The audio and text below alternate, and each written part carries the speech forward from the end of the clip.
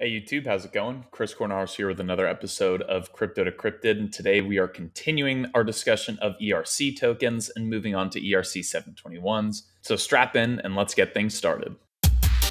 Crypto Decrypted.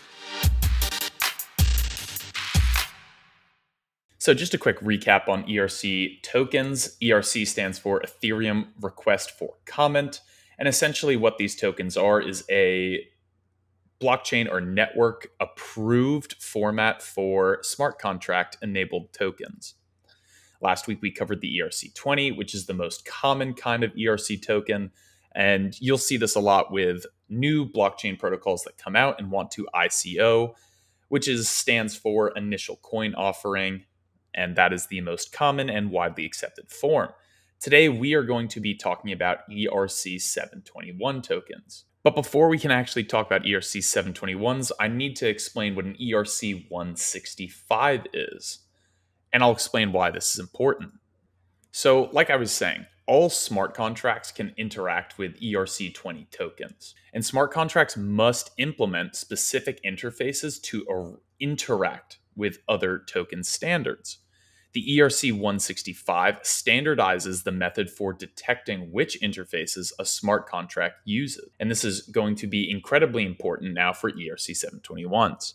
You may remember from our video last week, but an ERC-20 is a fungible token standard, meaning that every single token that comes from an ERC-20, so for example, let's just pretend there's something called CC coin.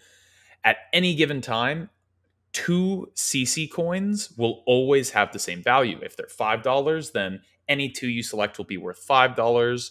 If they're worth 10, any 2 you select will be worth 10, and so on. That is called a fungible token standard. Now, an ERC-721 is for non-fungible tokens. Okay, and it is essentially called or widely known as the standard for non-fungible tokens, or NFTs as you may know them. Okay, and this is required for projects to allow different values for tokens. And that's the easiest way to remember it. A fungible token or a fungible token standard is going to require the same value for tokens, whereas a non-fungible token standard, like the ERC-721, allows for different values. But now you may be wondering, why does this matter? Well, let's talk about NFTs for a second, right? NFTs are, in essence, tokens, like any other crypto token out there. The difference is we commonly associate NFTs with things like profile picture arts, digital art, things of that nature. And for that reason, right, because there is more than just, a token, a monetary reason, right? There's artistic value. You need a non-fungible standard because with art-based NFTs, you're going to have some that are more rare or more highly sought after than a more basic one, right?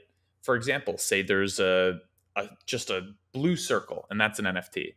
Well, people may want a blue circle with a crown and would be willing to pay a premium for that. You can't do that in ERC-20, but with an ERC-721, you can. So an ERC-165 is a standard for reporting which interfaces a smart contract uses to interact with tokens. In ERC-721, expands on that because it's the standard for non-fungible tokens, which allows tokens within the same project to be listed at various prices. But that's going to wrap everything up for us today, guys. I hope you enjoyed this video on ERC-721 tokens.